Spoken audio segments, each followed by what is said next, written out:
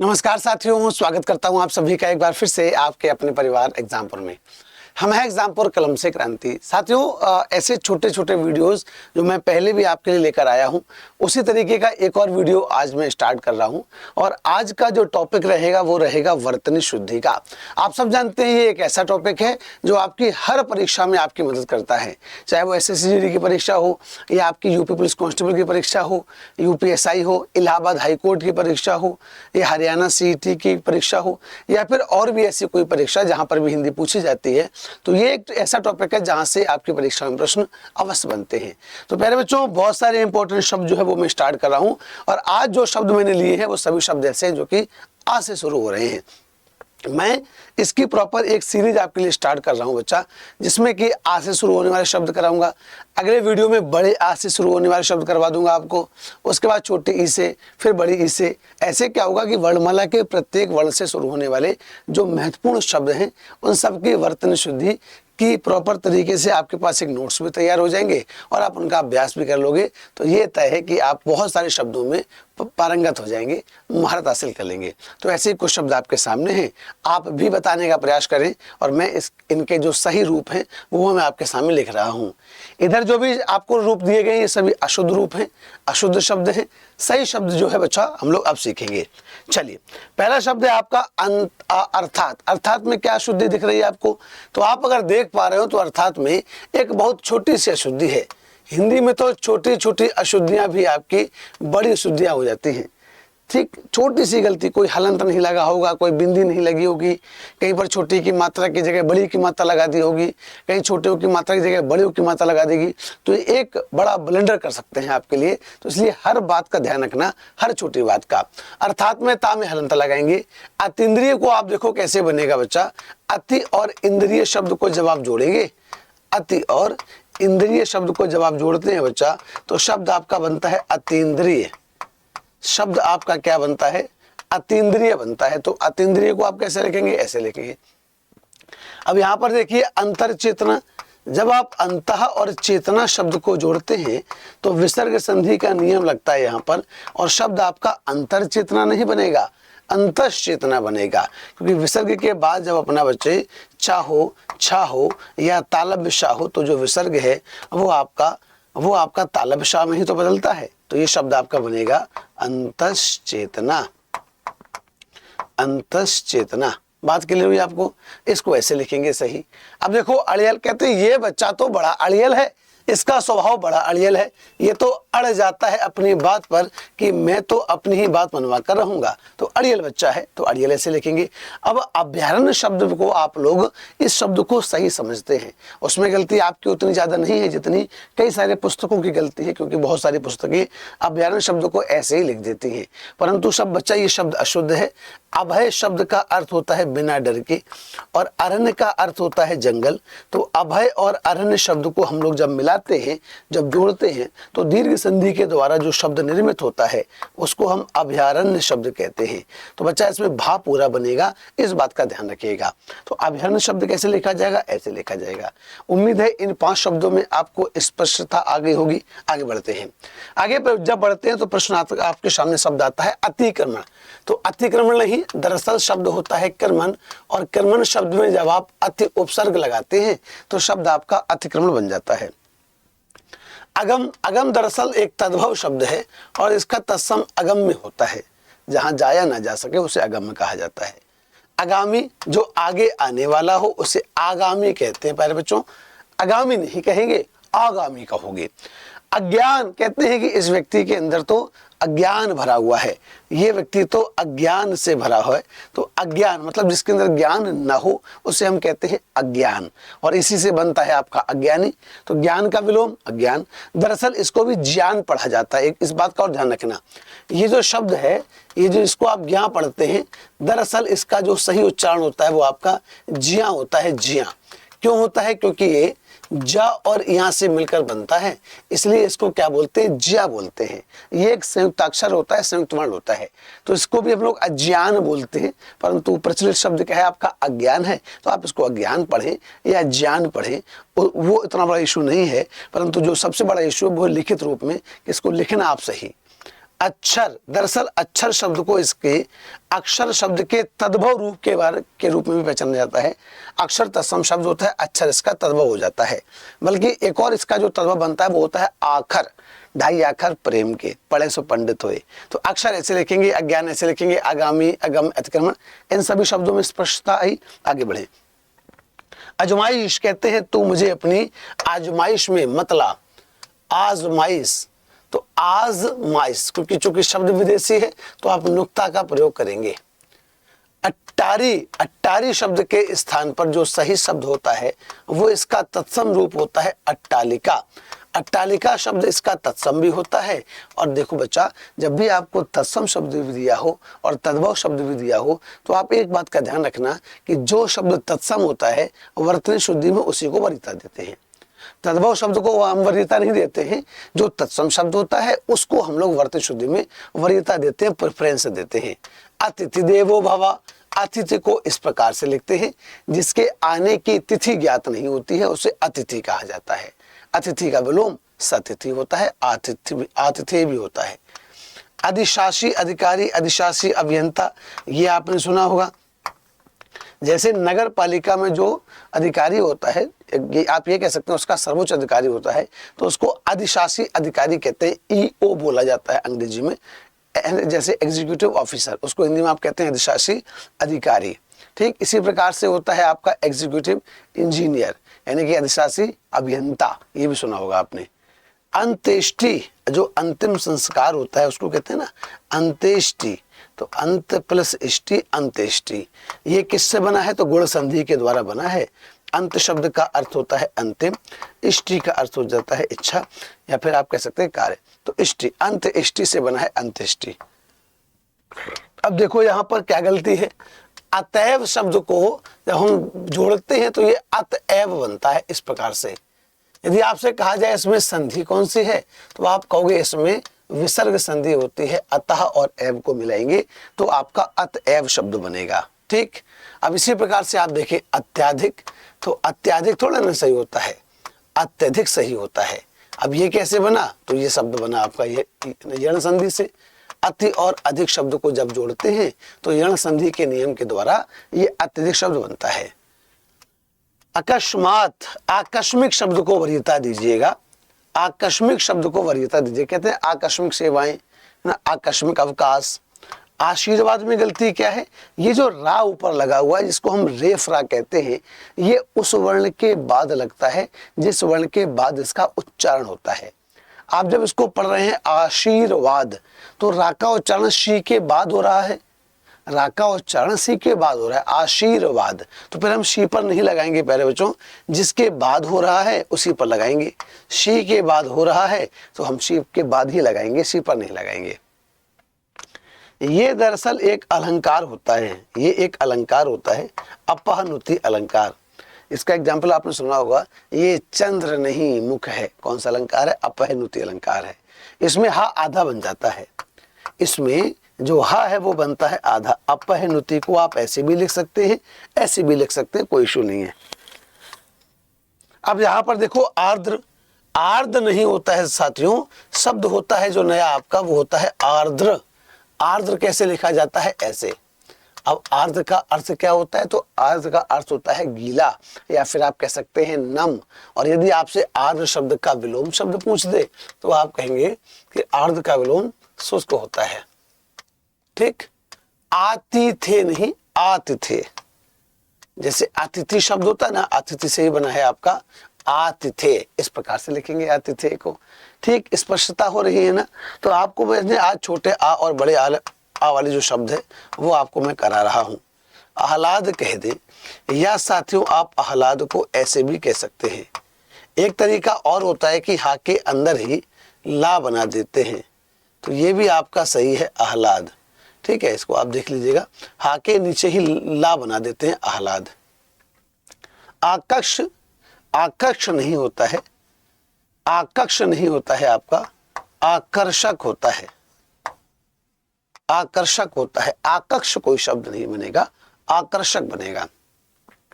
यहां पर शब्द है आपका आधिक्य, तो आधिक्य शब्द सही होता है आपका, या फिर आप कह सकते हैं अधिकता।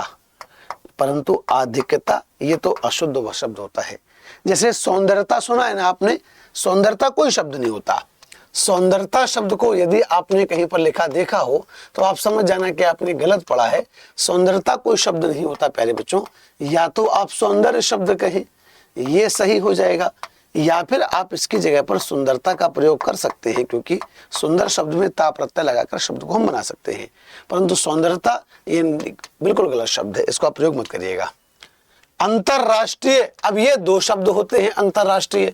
अंतरराष्ट्रीय शब्द को ऐसे भी सही लिखा जाता है, इसका अपना अलग अर्थ होता है। और एक शब्द होता है आपका अंतरराष्ट्रीय, ये भी शब्द होता है, इसमें रा पूरा बनता है। ये दोनों शब्द होते हैं आपके, लेकिन इन दोनों का अर्थ अलग अलग होता है।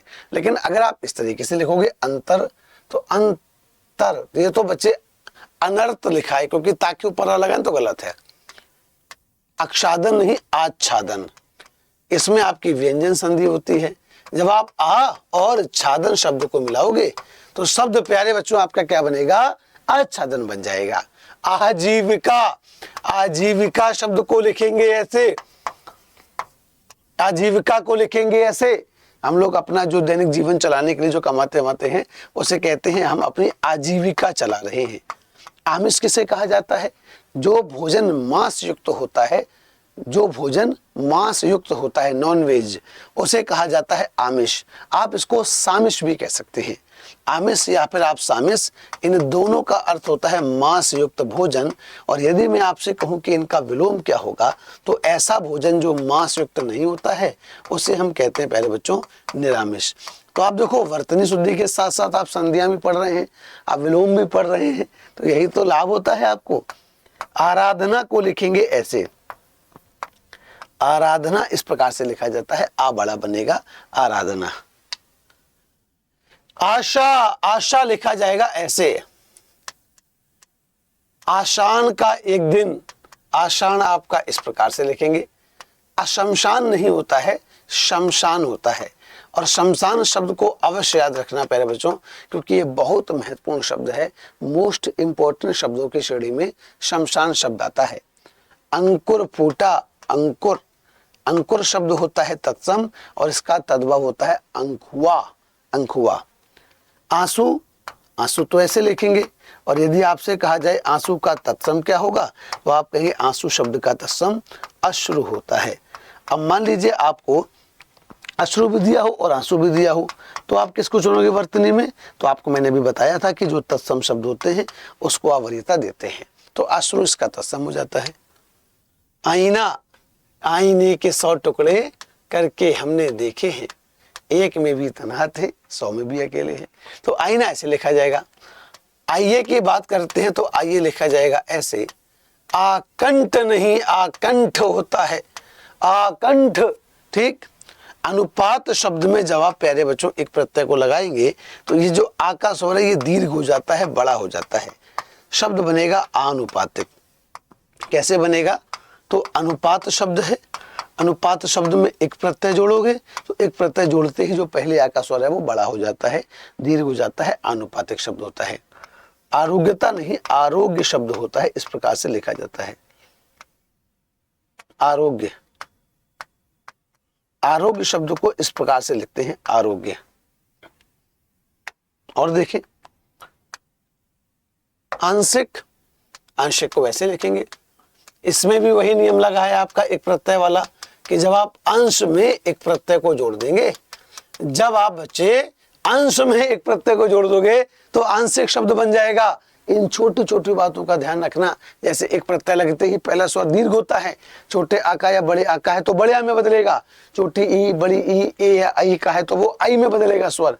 और अगर किसी शब्द का पहला स्वर छोटा ऊ बड़ा ऊ ओ या औ का है और उसके साथ में एक प्रत्यय लगा है तो जो ऊ का स्वर है वो औ में बदल जाता है। इन्हीं बातों का तो ध्यान रखना होता है। आकर्षक, प्रेम अनदेखी राहों की तरह आकर्षक होता है। आकर्षित, आकृष्ट शब्द और बेहतर होगा इसमें। आह्वान, आह्वान, या फिर इसको आप कैसे लिख सकते हैं, तो हा को आधा करके ऐसे हा के नीचे हलंत लगा कर भी लिख सकते हैं। और एक और जो तरीका आपको मैंने बताया हुआ है कि आप हा के नीचे वाह भी बना सकते हैं, आपने पुस्तकों में ऐसे देखा होगा। आहुति वो हमने ऐसे लिख दिया। आगे बढ़ेंगे तो हमने लेगा आढ़त, देखा होगा आपने मंडी वगैरह में आढ़त होती है, मंडी वगैरह में आढ़त। आधीन नहीं शब्द होता है, अधीन शब्द होता है। अतिशयोक्ति नहीं, अतिशयोक्ति, क्योंकि अतिशय और उक्ति शब्द को जब आप जोड़ेंगे तो गुण संधि से शब्द आपका बनेगा अतिशयोक्ति। अतिशय और उक्ति शब्द को जोड़ेंगे तो गुण संधि से शब्द आपका बनेगा बच्चा अतिशयोक्ति। अवकाश कैसे लिखेंगे? ऐसे लिखेंगे। अवसान, अवसान का अर्थ होता है बच्चा ढलना। दिवस का अवसान समीप था, गगन था कुछ लोहित हो चला। अनेकों अनेकों शब्द आपको कई बार वाक्य में मिलता है कि श्री कृष्ण के अनेकों नाम थे, तो ये अशुद्ध वाक्य है। अनेकों नहीं कहोगे आप, अनेक कहोगे। श्री कृष्ण के अनेक नाम थे। अब लौकिक शब्द के पहले जब आप आ उपसर्ग को लगाएंगे तो शब्द बनेगा अलौकिक। अब ये शब्द होता है अनुदित। अब इसी का एक शब्द और होता है अनुवादित। यदि आपको कहीं पर अनुवादित शब्द लिखा मिले तो इसको भी आप गलत कर देना, क्योंकि अनुवादित नहीं होता है, अनुदित होता है। जिसका अनुवाद किया गया हो, जिसका ट्रांसलेट किया गया जिसको, उसे कहते हैं अनुदित। अनुग्रह, अगर आपसे अनुग्रह कहा जाएगा तो ऐसे लिखेंगे, लेकिन जब आपसे अनुग्रहित कहा जाएगा तो फिर आप क्या करेंगे, जो रा था उसको री में बदलेंगे, शब्द होगा अनुग्रहित। देख रहे हो, छोटे छोटे शब्द हैं आपके लिए पर बहुत इंपॉर्टेंट, मोस्ट इंपॉर्टेंट। जलाओ दिए पर रहे ध्यान इतना, अंधेरा धरा पर कहीं रह न जाए, ऐसे लिखना। और एक शब्द होता है आपका अंधकार, तो जो अंधकार है वो तत्सम होता है, तो अंधकार को आप ऐसे लिखेंगे। अंधेरा उसका तद्भव होता है। अंतकरण नहीं होता बच्चे, अंतःकरण होता है। अंतर्धान कि हे प्रभु, प्रभु तो हमें वरदान देकर अंतर्धान हो गए। अंतर्ध्यान नहीं, अंतर्धान। अंतरात्मा को लिखेंगे ऐसे। जब आप अंतः और आत्मा शब्द को मिलाएंगे, जब आप अंतः और आत्मा शब्द को मिलाएंगे तो यहाँ पर बच्चा जो विसर्ग है वो आपका रा में बदलेगा, रा में बड़े का स्वर मिल जाएगा, तो ये रा दीर्घ हो जाएगा, अंतरात्मा। अंतर्गत ऐसे लिखे जाएगा अंतर्गत शब्द को, ठीक ऐसे लिखेंगे हम अंतर्गत शब्द को। और देख लो, अंत्याक्षरी, बैठे बैठे क्या करें, करना है कुछ काम, शुरू करो अंताक्षरी लेकर प्रभु का नाम। अत्युक्ति, अति और उक्ति शब्द को जोड़ेंगे तो अत्युक्ति ऐसे लिखा जाएगा। अधीनस्थ नहीं, अधीनस्थ होता है। अधीनस्थ मातहत कर्मचारी, आपके अंडर जो लोग काम कर रहे हैं वो आपके अधीनस्थ कर्मचारी हुए। अध्ययन को हम लिखेंगे ऐसे। और अगर आपसे कहा जाए बताएं अध्ययन शब्द में संधि कौन सी है, तो आप कहोगे देखो इसका विच्छेद तो बनेगा अधि और अयन, और आपसे पूछी जाए संधि तो आप कहेंगे यण संधि से बना ये वाला शब्द। अधागति, नीचे की ओर गमन करना, अधोगति कहलाता है, क्योंकि आगे सघोष है ना, सघोष होता है तो बच्चा जो विसर्ग है वो आपका ऊ की मात्रा में बदल जाता है। अनाधिकार जरा बताइए, अनाधिकार, इसमें से बच्चे जरा देखो, अनधिकार शब्द को इस प्रकार से लिखोगे आप, अनधिकार ऐसे लिखेंगे। अपराहन शब्द को जब आप लिखोगे बच्चा तो हा आधा बनेगा, ना पूरा बनेगा।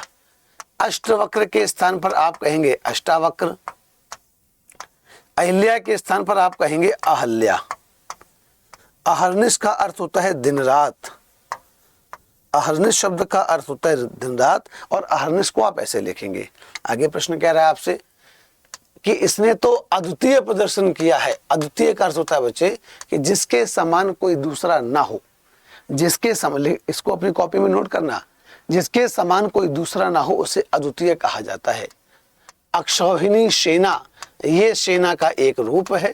अक्षौहिणी सेना पहले के समय में होती थी। अक्षुण्ण ऐसे लिखेंगे। अन्वेषण को जब आप लिखेंगे तो ना को आप बनाएंगे आधा, अन्वेषण शब्द आपका ऐसे हो जाएगा। और अगर कहे अर्पण तो अर्पण को लिखेंगे ऐसे, अर्पण तेरा तुझको अर्पण क्या लागे मेरा। आहार, बस कुछ ही शब्द और हैं आपके लिए। इस वीडियो को मैं बहुत लंबा नहीं करूंगा, नहीं तो फिर मुझे पता है कि आप बोर होना शुरू हो जाएंगे, क्योंकि ज़्यादा पढ़ाई भी आपको कम पसंद आती है। कोई बात नहीं। अंतरकथा, अंतः कथा होता है, किसी मूल कथा के अंतर्गत आने वाली दूसरी कथा, उसे अंतः कथा कहा जाता है। अकृत्रिम, अकृत्रिम प्राकृतिक का पर्यायवाची कह सकते हैं इसको आप। अनुसरण को लिखेंगे ऐसे, अनुसरण। अरे वाह, ठीक। और बाकी आप सबको बता दूं, एग्जाम पर एप्लीकेशन पर अभी ये कोर्स 2 तारीख से आरंभ हुए हैं। जैसे आपका यूपी पुलिस कांस्टेबल के लिए आप सम्मान बैच के साथ तैयारी कर सकते हैं, मात्र 499 रुपये का है। यूपीएसआई के लिए आपके पास उपलब्ध सत्यमेव जयते, मात्र 799 रुपये का है। और एनटीपीसी ग्रुप डी और आपका एएलपी के लिए आप 499 रुपये में आप तैयारी कर सकते हैं हम सफर बैच के द्वारा। और ये तीनों बैच आपको मिल जाएंगे फाउंडेशन बैच के तहत मात्र 999 में। इन तीनों को आप एक साथ भी परचेज कर सकते हैं उधर, और अगर आप अलग अलग परचेज करना चाहते हैं तो आप अलग अलग कर सकते हैं। कोई प्रॉब्लम समस्या हो तो आप इस नंबर पर संपर्क करिएगा, इस नंबर पर आप व्हाट्सअप करना। और एग्जाम्पुर ऐप पर ये वाले कोर्स उपलब्ध हैं। अब मैं आपको एक और काम की बात, जरूरी और जानकारी की बात आपको बताने जा रहा हूं कि इस संडे शाम 6 बजे मैं आपके लिए एक बड़ी प्यारी सी मैराथन लेकर आ रहा हूं एसएससी जीडी की। पहले बच्चों, आपके लिए मैं इस संडे को एक एसएससी जीडी की बड़ी प्यारी मैराथन लेकर आ रहा हूं। तो जब आप लाइव वाले सेक्शन में जाएंगे तो यहीं पर आपको वो मैराथन मिल जाएगी। ये मैराथन लगी हुई है। जब आप लाइव वाले सेक्शन में जाएंगे तो यहाँ पर ये मैराथन जीडी की लगी हुई है। 1200 बच्चे इसको ऑलरेडी लाइक कर चुके हैं, तो आप सब लोग भी इस को अभी से जाकर लाइक कर दीजिएगा। लाइव वाले सेक्शन में मिल जाएगी। ये जो मैराथन है वो होगी 8 तारीख को, 8 दिसंबर को शाम 6 बजे आपकी मैराथन शुरू होगी। और इसमें मैं प्रॉपर सभी टॉपिक कराऊंगा जो टॉपिक आपके एग्जाम के लिए इंपॉर्टेंट हैं और आपकी परीक्षा में आते हैं। गद्यांश, काल, वाच्य, वर्तनी, विलोम, वाक्यांश के लिए शब्द, मुहावरे, लोकोक्तियाँ, संज्ञा, सर्वनाम, क्रिया, विशेषण, काल, वाच्य, अव्यय, उसके बाद आपका पर्यायवाची। तो ये सारे टॉपिक आपको मैं इस संडे 8 तारीख को शाम 6 बजे करा रहा हूँ। तो आप सब लोग भी इसको जाकर अभी से लाइक कर देना। उम्मीद है कि आप सब लोग बात का मान रखेंगे। तो सभी लोग अब इस वीडियो को बंद करके इसको लाइक कर दीजिएगा, उसके बाद इसको बंद करके और सभी लोग पहुंच जाएं इधर, और इसको आप लाइक अवश्य कर देना। और ऐसे करके आप इसका नोटिफिकेशन भी ऑन कर सकते हैं। ये लिखकर आ रहा है नोटिफाई में, ऐसे करोगे तो नोटिफिकेशन ऑन हो जाएगा, और जब ये क्लास स्टार्ट होगी तो आपके पास नोटिफिकेशन भी पहुंच जाएगा। ठीक है साथियों, तो मिलते हैं इस मैराथन में। और डेली शाम को 7 बजे मैं आपके लिए एसएससी जीडी की हिंदी की क्लास लेकर आता हूँ, उसमें भी आप जुड़िए। तो इस तरीके के और भी बहुत सारे शब्द आप वर्तनी शुद्धि के अंतर्गत ठीक कर सकते हैं और अपनी हिंदी को बढ़िया कर सकते हैं। बहुत शुक्रिया, धन्यवाद आपका। Thank you so much. जय हिंद।